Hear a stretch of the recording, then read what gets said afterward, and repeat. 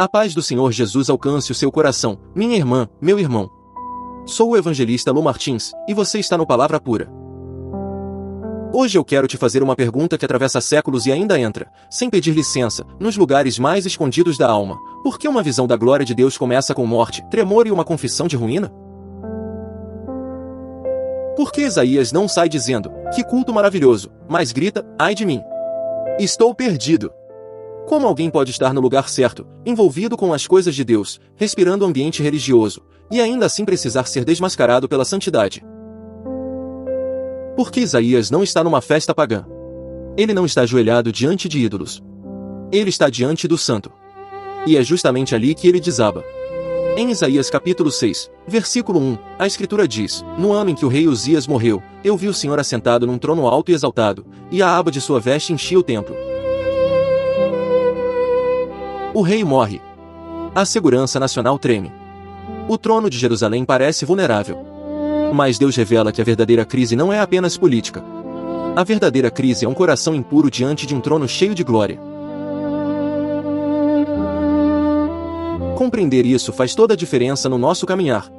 Para que você não seja apenas um ouvinte, mas participe ativamente do cumprimento do ID através deste ministério digital, seja mais que um inscrito, torne-se membro do nosso ministério digital. Como amigo, guardião ou mantenedor do Palavra Pura, você recebe esboços em PDF, decide nossos temas e pede vídeos personalizados de uso livre. Clique em Seja Membro, semeie no Evangelho e vive Efésios capítulo 4, versículo 12, buscando o aperfeiçoamento para a obra do ministério. Agora escute com atenção, porque antes de Isaías ver o trono alto e exaltado, outro homem se aproxima do sagrado de forma errada. E quando o orgulho entra no lugar da reverência, o templo deixa de ser palco de honra e se torna lugar de juízo. Em 2 Crônicas capítulo 26, versículos 16 a 21, Uzias está poderoso.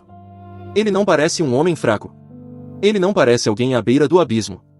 As mãos que antes seguram ferramentas de governo agora tremem de ambição.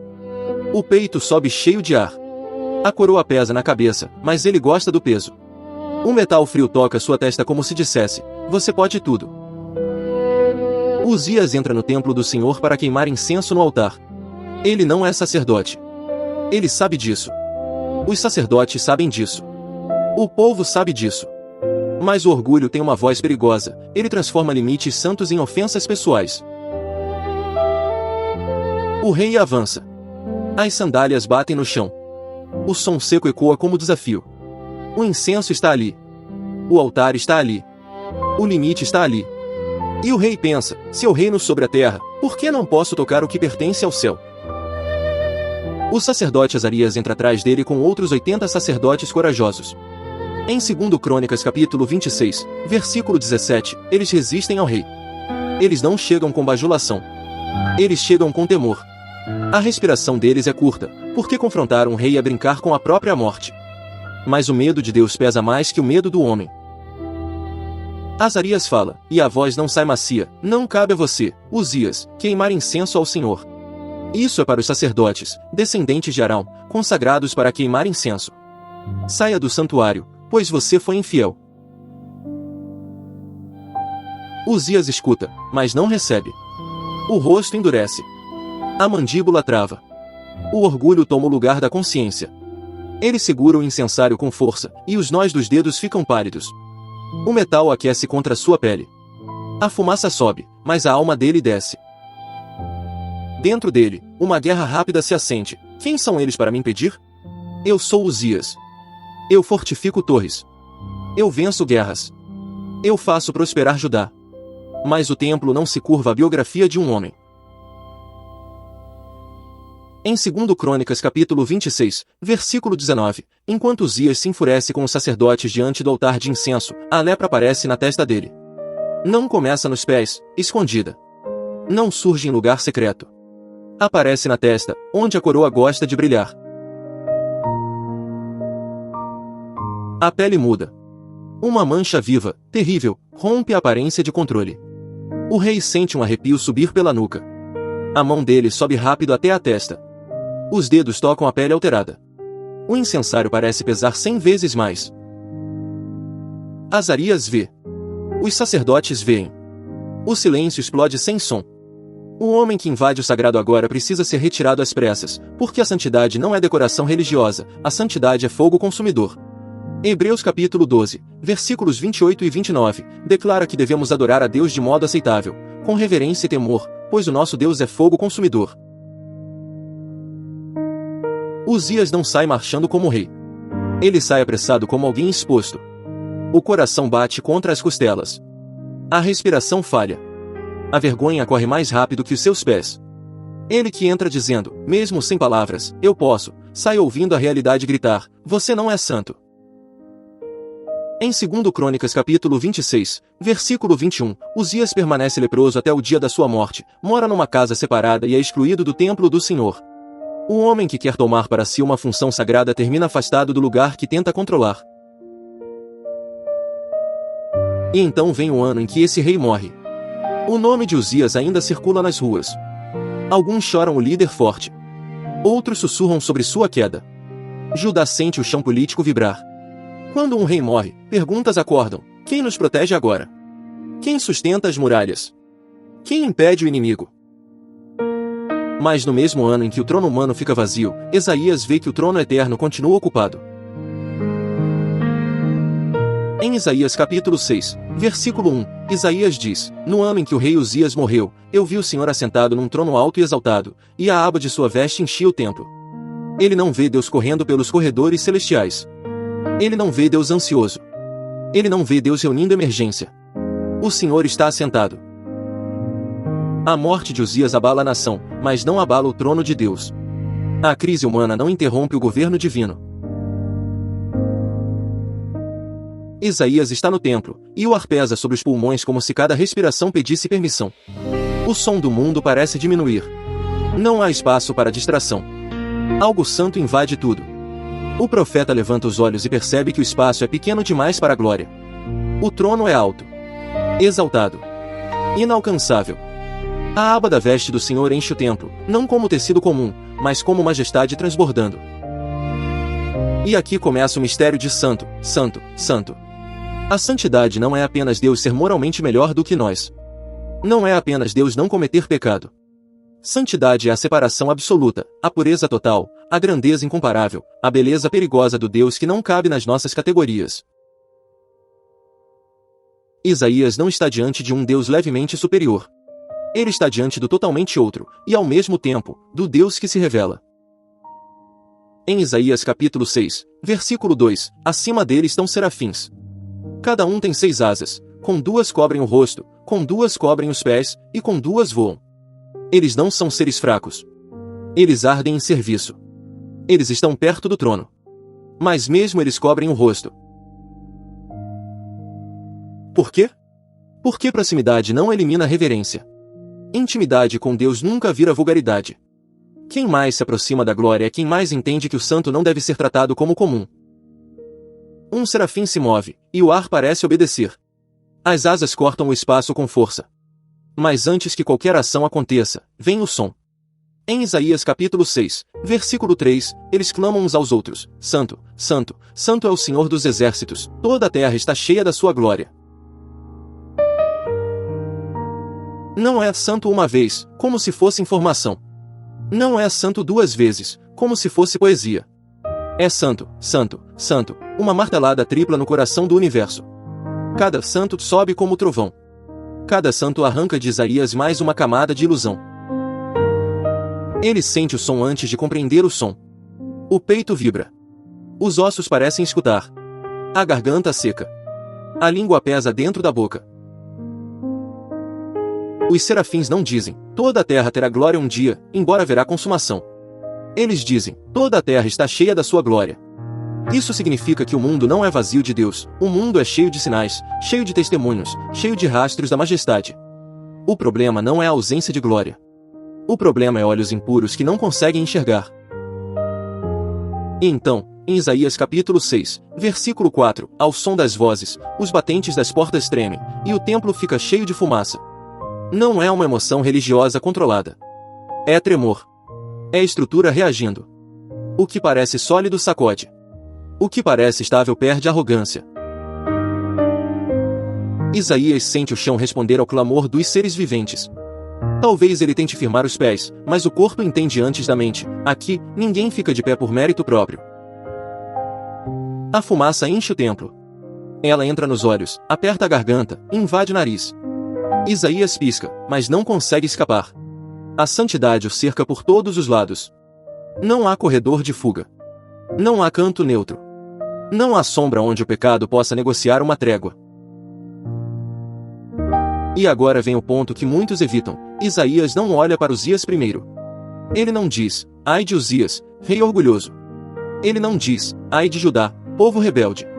Ele não aproveita a visão para construir um sermão contra os outros. Em Isaías capítulo 6, versículo 5, ele grita, ai de mim! Estou perdido! Pois sou homem de lábios impuros e vivo no meio de um povo de lábios impuros. Os meus olhos viram um rei, o Senhor dos exércitos. Perceba a sequência. Primeiro, ai de mim. Depois, estou perdido. Depois, sou homem de lábios impuros. O profeta sente o peso cair exatamente sobre o instrumento da sua missão. Ele é chamado para falar, mas sua boca é impura. Ele é levantado para anunciar, mas seus lábios precisam de purificação. A mão dele talvez vá até a própria boca. Os dedos tocam os lábios como se ele se lembrasse de cada palavra vazia, cada frase dura, cada silêncio covarde, cada elogio falso, cada denúncia contaminada pelo orgulho. Ele pensa, como posso falar por Deus, se a minha fala não é limpa diante de Deus? A língua parece virar pedra. O coração procura desculpa, mas a glória não deixa. A santidade não apenas informa, ela revela. Ela mostra o que a gente esconde até de nós mesmos. Isaías está desfeito, mas esse é o lugar estranho onde a graça começa a se mover. Porque na Bíblia, ai de mim, pode ser o fim do orgulho e o início da cura. Quando o homem para de se defender, Deus não precisa disputar com sua máscara. Quando a boca confessa, o altar responde. Em Isaías capítulo 6, versículo 6, um dos serafins voa até Isaías trazendo uma brasa viva, que tira do altar com uma tenaz. Repare, a brasa não vem de qualquer lugar. Vem do altar. Não vem da autoajuda. Não vem da autoestima inflada. Não vem da comparação com alguém pior. Vem do lugar do sacrifício, do lugar onde culpa encontra expiação. O serafim se aproxima. O movimento é rápido. As asas deslocam o ar. Isaías não retrocede porque não há para onde recuar. A brasa arde. O brilho vivo pulsa como se carregasse uma ordem do céu. A tenaz segura aquilo que mão nenhuma pode segurar. O calor chega antes do toque. A pele de Isaías sente. Os olhos lacrimejam. A respiração prende. Imagine um instante. A brasa vem em direção aos lábios. Tudo em Isaías quer fechar a boca, proteger-se, fugir da dor. Mas a graça de Deus nem sempre chega como carinho suave, às vezes chega como fogo santo que cauteriza aquilo que nos destruiria. O mesmo Deus que expõe a ferida traz o fogo que purifica. O mesmo Deus que não negocia com o pecado providencia o altar. Em Isaías capítulo 6, versículo 7, a brasa toca os lábios de Isaías, e o serafim declara, veja, isto tocou os seus lábios, sua culpa foi removida, e seu pecado foi perdoado. O toque não é simbólico vazio. É declaração eficaz. A culpa perde autoridade. O pecado perde a última palavra. Isaías sente a queimadura e a libertação ao mesmo tempo. A dor do toque não é punição sem esperança, é purificação com destino. O lugar que o condena agora se torna o lugar que Deus consagra. A boca impura recebe o sinal do altar. E escute bem, Deus não espera Isaías se purificar para depois se aproximar. Deus traz a purificação até Isaías. A santidade desmonta o orgulho, mas a graça levanta o homem quebrado. Só depois disso vem a pergunta. Em Isaías capítulo 6, versículo 8, Isaías ouve a voz do Senhor, quem enviarei? Quem irá por nós? Deus não pergunta porque está desinformado. Ele pergunta para envolver o homem purificado na missão santa. E Isaías, que há instantes está perdido, agora responde, eis-me aqui. Envia-me. Mas observe a diferença. Esse eis-me aqui não nasce de autoconfiança. Não é o grito de Uzias entrando no templo como quem pensa que pode tudo. É a resposta de um homem que sabe que não pode nada sem o toque do altar. Uzias entra no santuário cheio de si e sai leproso. Isaías cai diante da santidade, recebe purificação e sai enviado. Um tenta tomar o sagrado. O outro é tomado pela graça. Aqui está o real significado de santo, santo, santo. Deus é tão puro que nenhum orgulho permanece inteiro diante dele, e Deus é tão gracioso que nenhum quebrantado precisa permanecer perdido quando o altar fala. Mas a palavra não deixa esse padrão preso no templo de Isaías. Séculos passam, impérios mudam, reis sobem e caem, e a mesma santidade caminha em carne e osso pela beira de um lago. Agora não há trono visível, nem serafins cobrindo o rosto. Há um carpinteiro de Nazaré, uma multidão apertando, pescadores cansados, redes molhadas e mãos feridas. Em Lucas capítulo 5, versículos 1 a 11, Jesus está junto ao lago de Genezaré. A multidão se comprime para ouvir a palavra de Deus. O povo chega perto demais. Ombros encostam. Vozes se misturam. Pessoas querem escutar, tocar, receber. Jesus vê 2 barcos à beira do lago. Os pescadores descem deles e lavam as redes. Simão Pedro está ali. A noite dele é um fracasso. Não é uma frase bonita, é cansaço real. As costas doem. As mãos ardem por causa da água, da corda, da fricção. Debaixo das unhas há sujeira e escamas. A rede escorre, pesada de água e vazia de peixe. Cada puxão lembra a derrota. Cada nó que ele ajusta parece dizer: você trabalhou muito e não trouxe nada. Jesus entra no barco de Simão. Em Lucas capítulo 5, versículo 3, Jesus pede que ele se afaste um pouco da praia. Pedro obedece.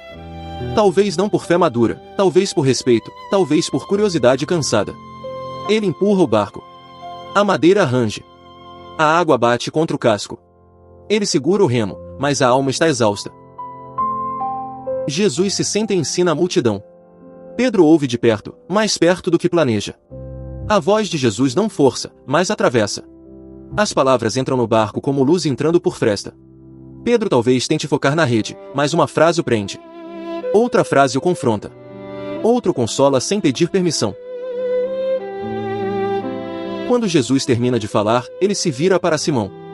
Em Lucas capítulo 5, versículo 4, ele diz: vá para onde as águas são mais fundas e a todos lancem as redes para a pesca. Pedro sente o pedido bater contra a sua experiência. As águas fundas? Agora? Depois de uma noite inteira? O sol já denuncia o horário ruim. Os pescadores sabem dessas coisas. Jesus é mestre, sim, mas Pedro é pescador. A cabeça dele trabalha rápido. Senhor, o que o senhor entende de redes? Eu conheço esse lago. Eu conheço o cheiro da água quando tem cardume. Eu conheço o peso da rede quando vem peixe. Eu conheço o silêncio da derrota. Nós tentamos. Nós suamos. Nós insistimos. E não pegamos nada. Então Pedro fala em Lucas capítulo 5, versículo 5, Mestre, esforçamo-nos a noite inteira e não pegamos nada. Mas, porque és tu quem está dizendo isto, vou lançar as redes. Essa frase é uma ponte estreita entre frustração e obediência. Pedro não finge que está tudo bem. Ele apresenta o cansaço. Mas ele submete o cansaço à palavra de Jesus. Ele pega a rede. Os dedos apertam a corda. Os músculos reclamam. O ombro dói. Talvez André olhe para ele com aquela pergunta silenciosa: vamos mesmo fazer isso? Pedro engole a resposta. A rede sobe molhada, fria, pesada. O barco balança. Eles lançam. Por um instante, nada. Só água. Só respiração. Só expectativa ridícula aos olhos da técnica humana. Pedro sente a vergonha chegando antes do resultado. E se nada acontecer? E se a multidão rir? E se esse mestre nos expõe? Mas então a corda puxa. Primeiro um tranco. Depois outro. Depois um peso absurdo. A rede estica como se o fundo do lago segurasse do outro lado. Em Lucas capítulo 5, versículo 6, quando fazem isso, apanham tal quantidade de peixes que as redes começam a rasgar-se. O som do rompimento corta o ar, fibra abrindo, nó gritando, água explodindo. Pedro agarra a corda com as 2 mãos. Os pés escorregam no barco molhado. Os olhos arregalam. Ele grita para os companheiros no outro barco. Em Lucas capítulo 5, versículo 7, eles fazem sinais para que venham ajudá-los. Não é pesca comum. É a abundância que ameaça afundar. O outro barco se aproxima rápido. Mãos puxam. Peixes se debatem. Caudas batem na madeira. Água espirra no rosto. O cheiro forte invade tudo. Os barcos começam a afundar. A bênção pesa. A provisão transborda. Mas, de repente, Pedro não está mais olhando para os peixes. Esse é o detalhe. Um milagre que qualquer pessoa celebraria como solução econômica se torna, para Pedro, uma janela terrível para a identidade de Jesus. Ele percebe: quem é este que manda no lago? Quem fala, e a criação obedece? Quem entra no meu barco comum e transforma fracasso em espanto? Quem toca o lugar da minha habilidade e mostra que eu não controlo nem aquilo que penso dominar? E então acontece com Pedro o que acontece com Isaías. A glória não apenas impressiona, ela revela pecado. Em Lucas capítulo 5, versículo 8, Simão Pedro vê isso, prostra-se aos pés de Jesus e diz: Afasta-te de mim, Senhor, porque sou um homem pecador. O barco está cheio de peixe, mas Pedro está cheio de temor. As mãos dele, que seguram redes, agora talvez toquem os pés de Jesus. A água molha seus joelhos. Escamas grudam na pele. O cheiro de peixe está por toda parte. Mas a alma dele sente outro aroma, a santidade. Pedro não diz: obrigado pelo milagre, agora minha vida financeira melhora. Ele diz: afasta-te de mim. Por quê? Porque quando a santidade entra no barco, o homem descobre que seu problema é maior que redes vazias. Pedro precisa de peixe, sim. Mas precisa mais de misericórdia. Precisa mais de purificação. Precisa mais de um Senhor que não apenas enche redes, mas transforma pecadores em mensageiros. Jesus olha para Pedro. Não há desprezo. Não há surpresa. Jesus não diz: finalmente você percebeu o quanto é indigno, agora fique longe. Em Lucas capítulo 5, versículo 10, Jesus diz a Simão: não tenha medo, de agora em diante você será pescador de homens. Essa frase é a brasa viva no barco. Isaías tem os lábios tocados por uma brasa do altar. Pedro tem o medo tocado pela palavra do Filho de Deus. O resultado é o mesmo: o homem que confessa sua ruína recebe missão. Não tenha medo. Essa é graça falando com alguém ajoelhado no meio do próprio espanto. De agora em diante. Essa é a identidade nova nascendo. Você será pescador de homens. Essa é a vocação surgindo não da perfeição, mas do encontro com Cristo. Em Lucas capítulo 5, versículo 11, eles então arrastam os barcos para a praia, deixam tudo e seguem Jesus. Pedro deixa redes, peixe, barco, cálculo, controle. A água ainda escorre da madeira. Os peixes ainda se debatem. O lucro está ali. Mas agora há algo maior diante dele. Pedro segue não porque se acha digno. Ele segue porque Jesus o chama apesar de ele saber que é pecador. Isso é o Evangelho em movimento. A santidade de Cristo não passa pano para o pecado, mas também não abandona o quebrantado no chão do barco. Volte comigo ao clamor: Santo, Santo, Santo. Em Isaías, o templo treme. Em Lucas, o barco treme por causa de redes quase rasgando. Em Isaías, a boca confessa impureza. Em Lucas, Pedro confessa pecado. Em Isaías, o altar purifica. Em Lucas, Jesus chama. E em ambos os casos, a missão vem depois da graça. Nunca antes. Mas há ainda uma camada mais profunda. João capítulo 12, versículo 41, afirma que Isaías diz essas coisas porque vê a glória de Jesus e fala a respeito dele. Isso significa que a glória que derruba Isaías não está separada de Cristo. O santo do trono se revela no Filho. A majestade que faz serafins cobrirem o rosto é a mesma que entra no barco de Pedro, a mesma que toca leprosos, a mesma que come com pecadores, a mesma que caminha para a cruz. E agora o altar de Isaías aponta para algo maior. A brasa viva toca os lábios do profeta, mas na cruz não é apenas uma brasa que sai do altar. O próprio Cordeiro se entrega no altar. Hebreus capítulo 10, versículo 10, declara que somos santificados mediante o sacrifício do corpo de Jesus Cristo, oferecido uma vez por todas. Uma vez por todas. Não é tentativa repetida. Não é remendo frágil. É obra perfeita do Filho. Pense nisso com reverência. Isaías ouve: sua culpa foi removida, e seu pecado foi perdoado. Pedro ouve: não tenha medo, de agora em diante, e o crente em Cristo ouve: pela cruz, está consumado. A culpa que te acusa não tem mais trono.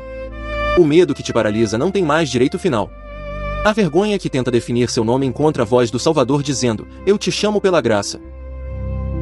Mas antes de aplicarmos isso à sua vida, precisamos ficar mais um pouco no peso do santo repetido 3 vezes. Porque muita gente hoje quer um Deus útil, um Deus que resolva a agenda, um Deus que valide planos, um Deus que entre no barco apenas para encher redes. Mas Isaías 6 não permite domesticar Deus. O santo não é um acessório espiritual. O santo é o centro. Ele não entra no nosso roteiro para fazer participação especial. Ele chama tudo a se render ao seu trono. Quando os serafins clamam santo, santo, santo, eles estão dizendo que Deus é santo em si mesmo, santo em seus atos, santo em seus juízos, santo em sua misericórdia. Até a graça dele é santa. Até o perdão dele não é banal. Deus não perdoa fingindo que pecado não importa. Deus perdoa porque o altar recebe sangue, porque Cristo se entrega, porque a justiça e a misericórdia se encontram. Por isso o fogo que poderia consumir Isaías se torna purificador. Não porque Deus diminui sua santidade, mas porque Deus providencia expiação. Não existe eis-me aqui saudável sem altar. Não existe missão cristã verdadeira alimentada apenas por carisma, talento, microfone, plataforma, teologia ou vontade. Primeiro vem o encontro com o santo. Depois vem a confissão. Depois vem a graça. Depois vem o envio. Uzias tenta inverter essa ordem. Ele tem poder, tem nome, tem acesso, tem estrutura, mas não tem reverência. E quando a reverência morre, a familiaridade com o sagrado vira profanação. Isaías não tenta tomar, ele recebe. Pedro não tenta provar valor, ele se rende. E Jesus não recruta perfeitos, ele purifica, perdoa e chama pecadores quebrantados. Agora traga isso para dentro do peito. Diante de qual trono você define sua vida? O trono da aprovação humana? Aquele que exige que você pareça forte o tempo todo? O trono do medo? Aquele que sussurra que tudo vai desabar se você perder controle? O trono da performance religiosa? Aquele que diz que Deus só se aproxima quando você apresenta resultados impecáveis? Isaías capítulo 6 rasga essa mentira. No ano em que o rei morre, o Senhor continua sentado. Quando pessoas saem, Deus reina. Quando estruturas tremem, Deus reina. Quando notícias chegam, Deus reina. Quando seu coração descobre impurezas que você preferia ignorar, Deus reina. E porque ele reina, você não precisa fingir pureza. Você pode confessar. Talvez hoje seu lábio impuro não seja apenas palavra feia. Talvez seja uma boca que abençoa no culto e fere em casa. Talvez seja uma língua que canta, mas espalha suspeita. Talvez seja um silêncio que se cala quando deveria defender a verdade. Talvez seja uma fala religiosa usada para esconder orgulho. Isaías não diz tenho lábios imperfeitos. Ele diz tenho lábios impuros. Ele para de maquiar. E é aí que o altar se aproxima. Talvez hoje sua rede esteja vazia como a de Pedro. Você trabalha, tenta, insiste, e parece que nada vem. Mas o problema mais profundo não é só a rede vazia. É o medo de que uma rede vazia defina quem você é. Jesus entra no barco não apenas para mudar o resultado, mas para revelar quem ele é. E quando você descobre quem ele é, você também descobre que não precisa mais se esconder atrás de competência, fracasso, culpa ou aparência. Pedro diz, afasta-te de mim. Isaías diz, ai de mim. A alma humana, diante da santidade, primeiro pensa que precisa fugir. Mas a graça de Deus responde, não tenha medo. A graça responde, sua culpa foi removida. A graça responde, quem irá por nós? Isso não é licença para viver de qualquer jeito. Pelo contrário. Quem é tocado pelo santo para de tratar pecado como brinquedo? Mas também para de tratar a própria vergonha como Senhor. Em Cristo, a santidade que desmonta o orgulho também cura a vergonha. A mesma luz que mostra a sujeira abre o caminho da purificação. Primeira resposta prática, troque a autossuficiência por reverência. Deus não é comum. Não trate a presença de Deus como se fosse apenas mais uma parte da rotina. Ore com confiança, sim, mas com temor. Louve com alegria, sim, mas com consciência. Sirva com intensidade, sim, mas sabendo que o altar vem antes do envio. Segunda resposta, troque a vergonha paralisante por confissão. Ai de mim não precisa ser seu funeral espiritual. Pode ser o começo da cura. Enquanto você defende sua máscara, a ferida apodrece.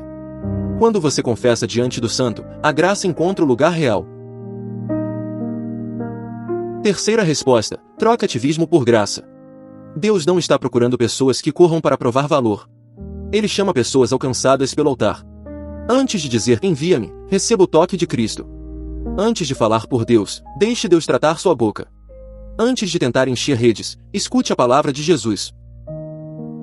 Quarta resposta, troque identidade baseada em desempenho por identidade em Cristo. Você não é amado porque produz muito. Você produz fruto porque é amado, alcançado e enxertado em Cristo. 1 Pedro capítulo 2, versículo 9, diz que vocês são geração eleita, sacerdócio real, nação santa, povo exclusivo de Deus, para anunciar as grandezas daquele que os chama das trevas para a sua maravilhosa luz. Repare, ele chama das trevas para a luz, então você anuncia. A identidade vem antes da proclamação.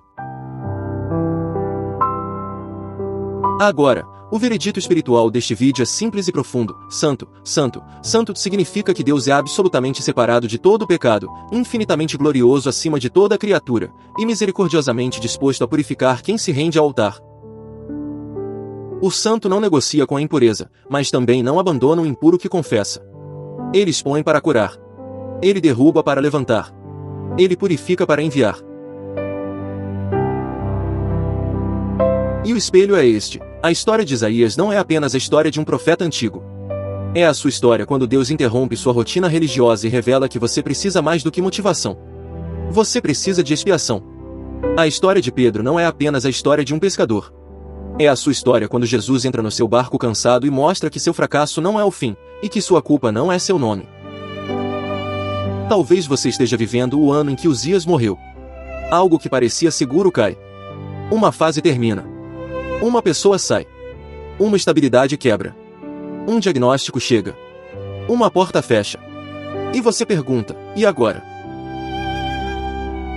A resposta de Isaías 6 não é primeiro uma estratégia. É uma visão. O Senhor está sentado no trono. Alto.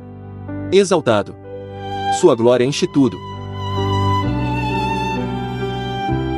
Então, hoje, não responda com orgulho como Uzias. Não invada o sagrado exigindo controle.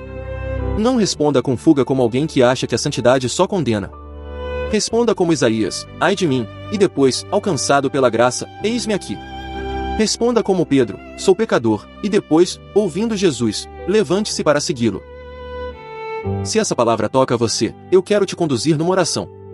Não como fórmula vazia, mas como resposta natural ao Deus Santo que se revela em Cristo. Se puder, coloque a mão no coração, ou simplesmente incline sua alma diante do Senhor. Senhor Deus, Santo, Santo, Santo, eu reconheço que muitas vezes trato como comum aquilo que é sagrado. Eu confesso que há impureza nos meus lábios, nos meus pensamentos, nas minhas motivações e nas minhas prioridades. Eu não quero mais me esconder atrás de aparência religiosa. Como Isaías, eu digo, ai de mim, Senhor. Como Pedro, eu reconheço, sou pecador. Mas eu olho para Jesus, o Cordeiro entregue uma vez por todas, e recebo pela fé a graça que remove culpa, purifica o coração e chama para uma nova vida. Toca minha boca, toca meu medo, toca minha história. E quando o Senhor perguntar quem irá, que a minha vida responda com reverência, eis-me aqui, envia-me. Em nome de Jesus. Se essa mensagem falou com você, escreva nos comentários, Santo, Santo, Santo, eis-me aqui. Não para impressionar ninguém, mas como um memorial público daquilo que Deus está fazendo no secreto. Inscreva-se no canal Palavra Pura para continuar caminhando por estudos bíblicos profundos, reverentes e centrados em Cristo. Deixe o seu like, compartilhe este vídeo com alguém que precisa lembrar que o trono de Deus não está vazio, e assista ao vídeo que aparece agora na tela final, porque ele aprofunda uma verdade que pode iluminar sua próxima decisão diante de Deus. E me responda com simplicidade, qual frase ficou mais forte no seu coração hoje? Ai de mim, sua culpa foi removida ou eis-me aqui? Receba agora a bênção, que o Senhor, o Deus Santo, te conduza em reverência sem medo, em confissão sem desespero, em graça sem superficialidade e em missão sem orgulho. Que a obra perfeita de Cristo cale a acusação, cure a vergonha, purifique seus lábios e firme seus pés. Que, quando reis terrenos caírem, seus olhos vejam o Senhor assentado no trono. E que sua vida responda, todos os dias, com amor e temor, eis-me aqui. Envia-me. Em nome de Jesus. Amém.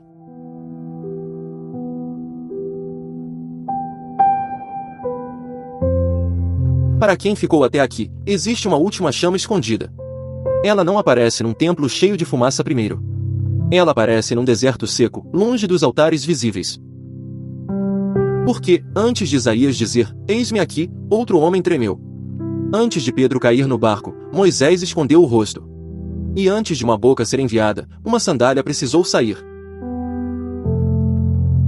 Moisés caminha pelo deserto de Midian com o rebanho de Jetro. O sol pesa sobre seus ombros como memória antiga. A areia gruda nos pés, e o vento arranha sua pele. Cada passo parece longe demais do palácio do Egito. Ele conhece pedras, silêncio, ovelhas teimosas e noites frias. Ele também conhece culpa, fuga, fracasso e 40 anos de anonimato. O homem criado entre príncipes agora aprende caminhos de pastor. Talvez ninguém em Midian saiba toda a história dele. Mas Moisés sabe, e a memória não precisa de testemunhas. Ele se lembra do egípcio morto, escondido na areia. Ele se lembra do medo, da fuga e da pergunta amarga. Em Êxodo 2:14, uma voz ainda ecoava dentro dele. Quem o nomeou líder e juiz sobre nós? Aquela frase atravessou décadas como lâmina silenciosa. Ela parecia dizer que sua missão tinha morrido cedo. Ela parecia dizer que sua voz nunca seria recebida. Mas Deus não perde homens no deserto, Deus prepara encontros. O Horebe aparece diante dele como montanha comum. Pedras, poeira, silêncio, calor e distância compõem o cenário. Nada anuncia que a eternidade rasgará aquela tarde. Moisés guia o rebanho, como fazia em outros dias. Sua mão segura o cajado, símbolo de trabalho simples. Seus olhos procuram pasto, sombra e proteção para ovelhas. Então uma chama prende seus olhos cansados. Em Êxodo 3:2, a cena se abre com mistério. O anjo do Senhor lhe apareceu numa chama de fogo. A chama saia do meio de uma sarça comum. Moisés viu que a sarça estava em chamas. Mas a sarça não era consumida pelo fogo. O fogo ardia, mas não devorava o arbusto. A madeira frágil permanecia dentro da chama viva. O deserto inteiro parecia prender a respiração naquele instante. Moisés aproxima o olhar, mas ainda não entende. O fogo que destrói normalmente agora sustenta um sinal. A sarça pequena carrega uma mensagem maior que impérios. Deus revela a santidade, mas também preserva aquilo que toca. A chama não existe para divertir a curiosidade de Moisés. Ela existe para interromper o caminho de Moisés. A santidade de Deus nunca é espetáculo para consumo humano. Moisés pensa, conforme Êxodo 3:3 permite ouvir seu espanto. Que impressionante, vou ver porque a sarça não se queima. Ele se move, talvez devagar, talvez fascinado demais. A areia range debaixo dos pés gastos do pastor. O cajado toca o chão, marcando sua aproximação perigosa. Ele não sabe que curiosidade precisará virar reverência. Ele não sabe que deserto virará santuário naquele momento. Ele não sabe que sua história será chamada pelo nome. Em Êxodo 3:4, o Senhor vê sua aproximação. A voz sai do meio da sarça ardente. Ela não diz primeiro, pastor de Midian, escute. Ela não diz primeiro, fugitivo do Egito, responda. A voz chama com precisão que desmonta qualquer máscara. Moisés. Moisés. O nome dele atravessa o fogo sem ser consumido. O passado dele é conhecido, mas não descartado. A fuga dele é conhecida, mas não encerra a história. Moisés responde com palavras pequenas, mas cheias de destino. Eis-me aqui, ele diz, sem compreender tudo ainda. A mesma frase que aparecerá em servos chamados por Deus. Mas aqui ela nasce antes da explicação da missão. Ela nasce diante de uma chama que não se apaga. O Senhor não responde com pressa funcional. Antes de enviar, Deus estabelece distância santa. Antes de missão, há chão consagrado pela presença. Em Êxodo 3:5, a voz ordena com misericórdia temível. Não se aproxime, diz o Senhor com autoridade santa. Tire as sandálias dos pés, continua a voz divina. Pois o lugar em que você está é terra santa. Moisés para, e o corpo aprende uma teologia inteira.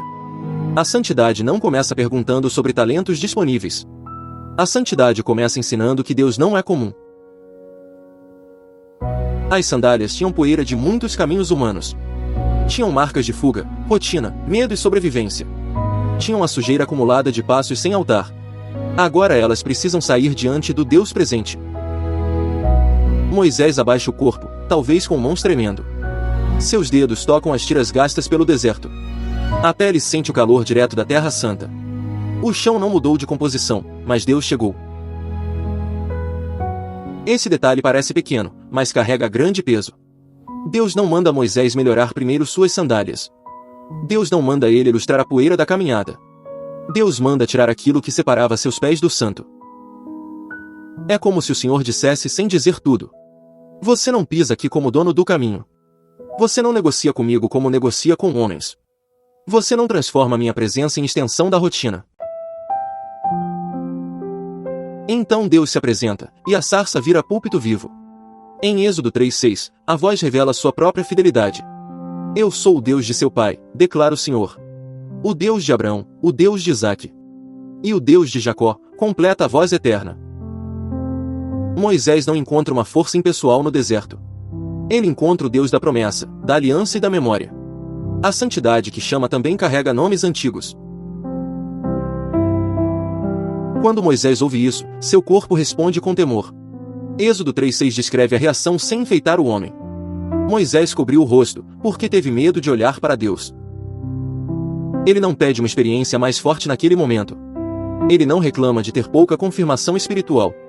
Ele cobre o rosto, porque presença verdadeira produz reverência verdadeira. Aqui a história toca Isaías pelo lado do deserto. Isaías vê o trono e grita sobre seus lábios. Pedro vê o Senhor e confessa ser pecador. Moisés ouve o Deus da aliança e esconde o rosto. Ninguém sai brincando depois de encontrar o santo. Ninguém trata como leve aquilo que o fogo consagra. A primeira resposta saudável não é autopromoção, mas temor. Mas o Senhor não chama Moisés apenas para esmagá-lo. A voz santa também carrega compaixão profundamente concreta. Em Êxodo 3:7, Deus abre seu coração justo. De fato tenho visto a opressão sobre o meu povo. Tenho escutado seu clamor por causa dos seus feitores. E sei quanto eles estão sofrendo, diz o Senhor.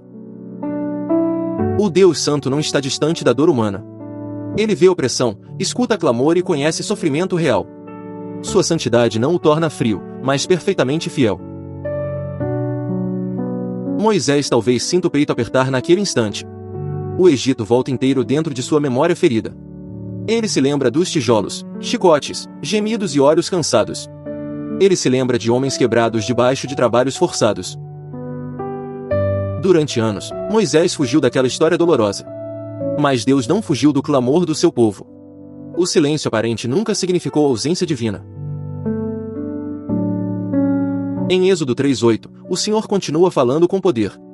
Por isso desci para livrá-lo das mãos dos egípcios e tirá-lo daquela terra para uma terra boa. Uma terra ampla, onde manam leite e mel. Repare na ordem santa da libertação anunciada. Deus diz primeiro, eu desci para livrar. Depois ele fala da terra prometida e abundante. A salvação começa no movimento gracioso do Senhor. Moisés escuta, talvez imaginando apenas uma notícia gloriosa. Talvez pense que Deus mesmo descerá sem envolvê-lo. Talvez seu coração queira apenas ouvir que Israel será livre. Mas então a chama muda o rumo da conversa. Em Êxodo 3:10, Deus fala como quem envia.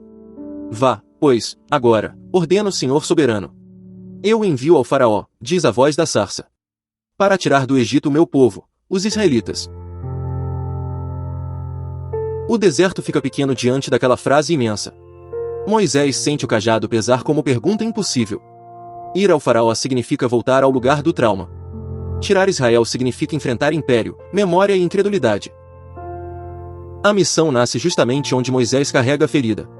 O chamado toca a história que ele preferia enterrar. Deus não consulta apenas currículos, Deus redime caminhos quebrados. Moisés responde em Êxodo 3:11 com honestidade assustada. Quem sou eu para apresentar-me ao faraó? Quem sou eu para tirar os israelitas do Egito? A pergunta não é apenas humildade bonita. Ela carrega culpa, medo, fracasso e memória social. Moisés sabe que já tentou resolver com força própria. Moisés sabe que sua intervenção antiga terminou em fuga. Moisés sabe que Faraó não teme pastores exilados. Mas Deus não alimenta a obsessão de Moisés consigo mesmo. Em Êxodo 3:12, a resposta desloca o centro. Eu estarei com você, diz o Senhor sem hesitar. A segurança não está na biografia de Moisés. A segurança está na presença fiel do Deus vivo. Deus não responde, você é brilhante o bastante. Deus não responde, você finalmente aprendeu técnicas melhores. Deus responde, eu estarei com você.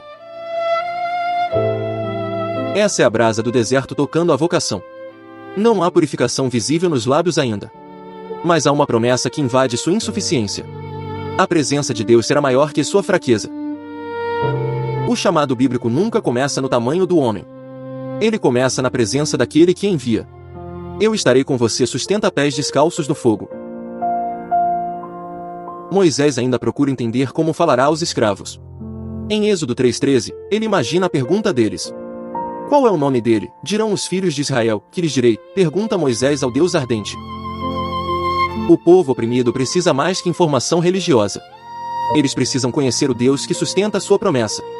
Eles precisam ouvir que o libertador não é invenção humana.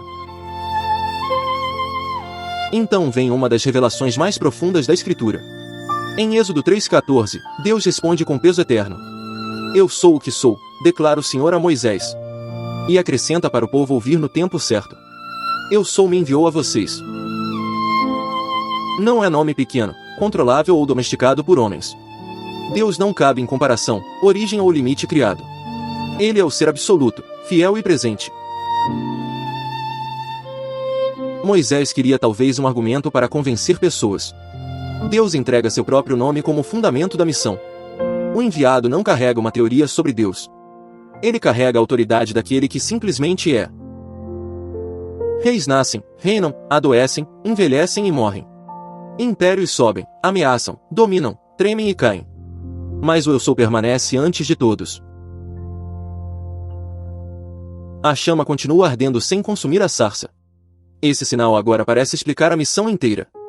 Israel será atravessado pelo fogo sem ser destruído. Moisés será enviado com temor, mas não abandonado. Deus será santo contra o Egito, fiel ao seu povo. Sua presença queimará idolatria, orgulho e opressão humana.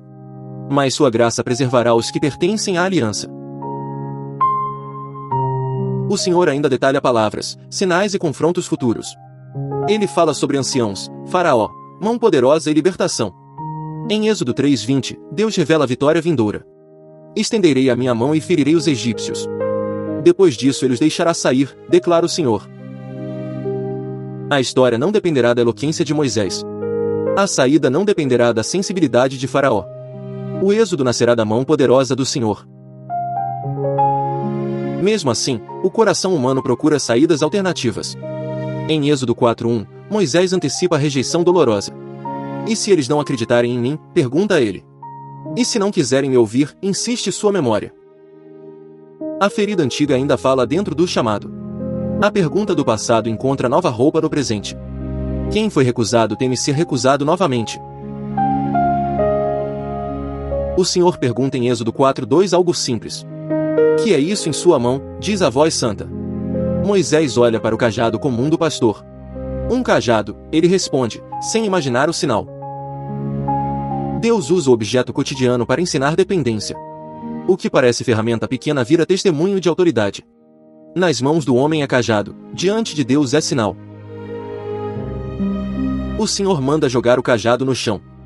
Moisés obedece, e o chão recebe sua segurança simples. O cajado se transforma em serpente diante dos seus olhos. Moisés foge dela, porque o sinal também assusta. Deus então manda estender a mão e pegá-la.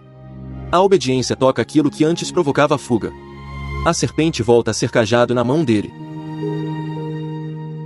O fogo santo não apenas dá ordens elevadas. Ele treina mãos tremidas a obedecerem no chão. Moisés aprende que Deus governa até símbolos ameaçadores. O Senhor pode transformar medo em instrumento de testemunho. Depois Deus dá outro sinal, tocando a própria pele. A mão de Moisés fica leprosa como neve. Depois volta restaurada, conforme a palavra divina. Essa cena conversa com Uzias de modo silencioso. Uzias recebe lepra quando invade o sagrado com orgulho. Moisés vê lepra aparecer como sinal, mas também vê restauração. A diferença não está na pele, mas no coração diante de Deus. O orgulhoso tenta tomar o santo e é exposto. O quebrantado teme, obedece, e vê misericórdia ensinando. A santidade discerne invasão arrogante e fragilidade rendida. Mesmo depois dos sinais, Moisés ainda sente sua boca pesada. Em Êxodo 4:10, ele fala como ferida aberta. Ah, Senhor, nunca tive facilidade para falar. Nem no passado, nem agora que falaste ao teu servo. Não consigo falar bem, ele confessa diante do fogo. A missão toca novamente a boca do enviado. Isaías dirá que seus lábios são impuros. Moisés diz que sua fala é limitada e pesada. O problema dele não é apenas técnica de comunicação. É medo de que sua fraqueza desminta o chamado. É pavor de voltar ao Egito sem voz convincente. É vergonha tentando parecer prudência espiritual diante de Deus. Quantas vezes chamamos insegurança de discernimento maduro? Quantas vezes chamamos fuga de humildade responsável? Quantas vezes usamos incapacidade real como desculpa final? O Senhor responde em Êxodo 4:11 com soberania direta. Quem deu boca ao homem? Pergunta o Deus Criador. Quem o fez surdo ou mudo? Continua a voz. Quem lhe concede vista ou o torna cego? Não sou eu, o Senhor, conclui o fogo santo. A pergunta atravessa Moisés e alcança nosso peito. O Deus que envia também governa limitações, sentidos e capacidades.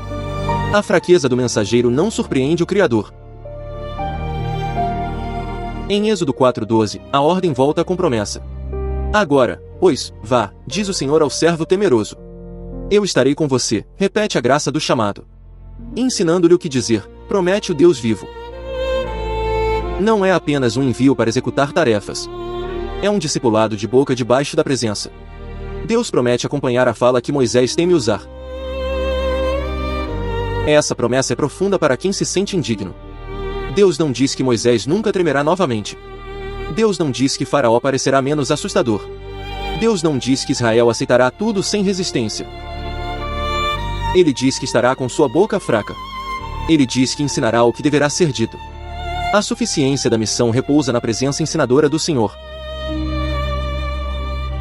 Mesmo assim, Moisés chega ao limite da resistência. Em Êxodo 4:13, ele finalmente pede outro caminho. Ah, Senhor, peço-te que envieis outra pessoa. É uma frase curta, mas pesada de recusa. A graça havia respondido perguntas, medo e incapacidade. Mas agora a ferida mostra uma vontade escondida. Moisés não queria apenas ajuda, queria substituição completa. O Senhor se ira, mas não abandona o chamado. Ele menciona Arão, que falará junto com Moisés. A misericórdia de Deus corrige sem cancelar sua promessa. O Deus Santo não romantiza a resistência do servo.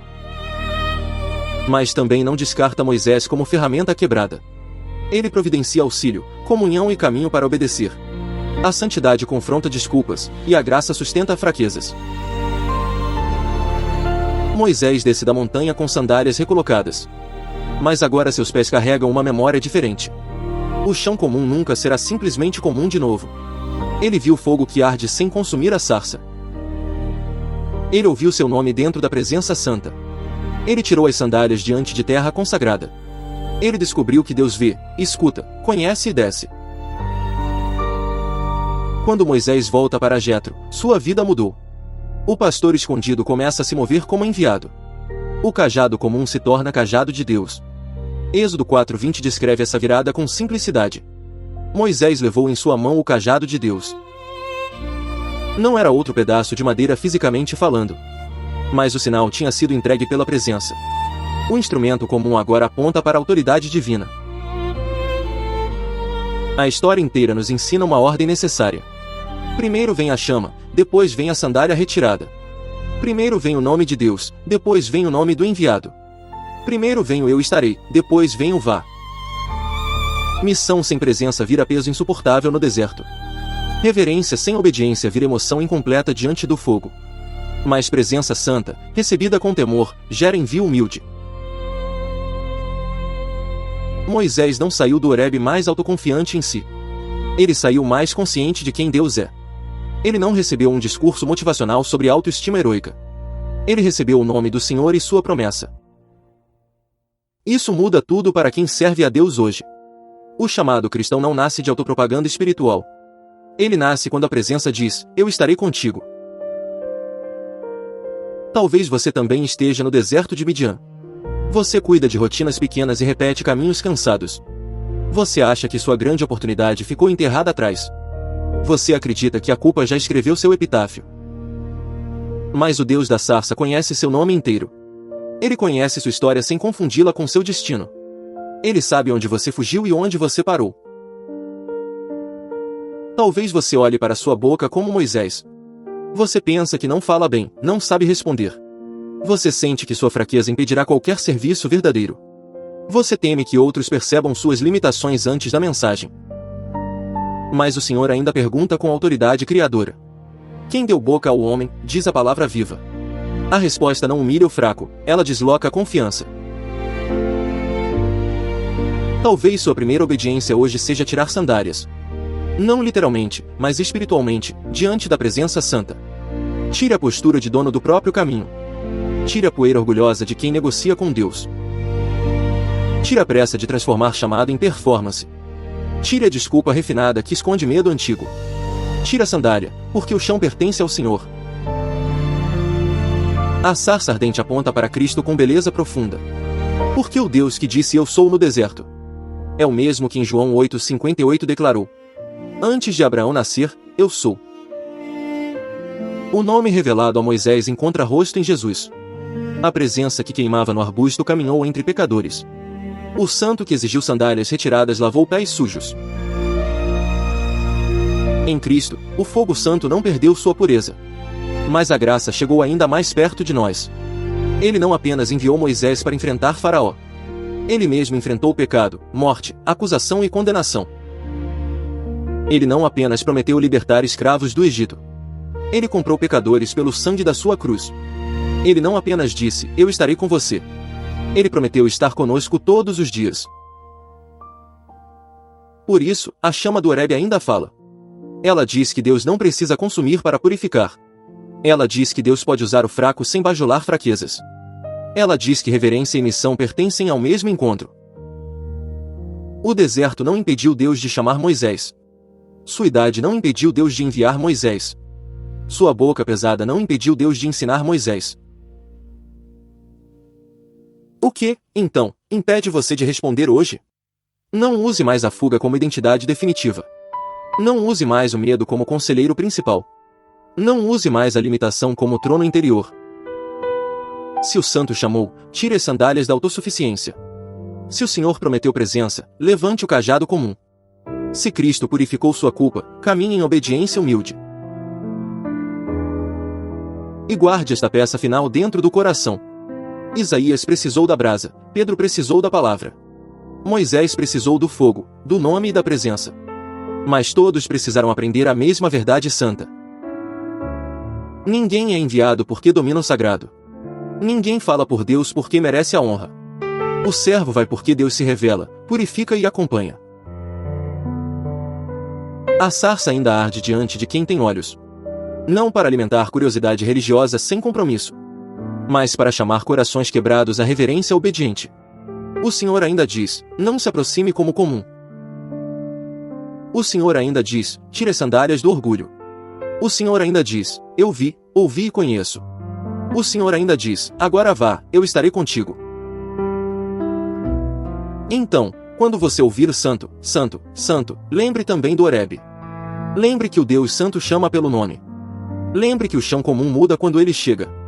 Lembre que a missão começa com pés descalços. E quando sua boca disser: quem sou eu, para isso? Deixe a promessa responder mais alto que sua vergonha. O eu sou não precisa de servos perfeitos.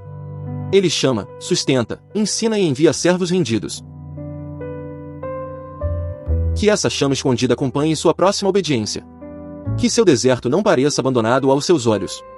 Que sua fraqueza não pareça maior que o Senhor. E que seus pés caminhem com temor santo e coragem mansa.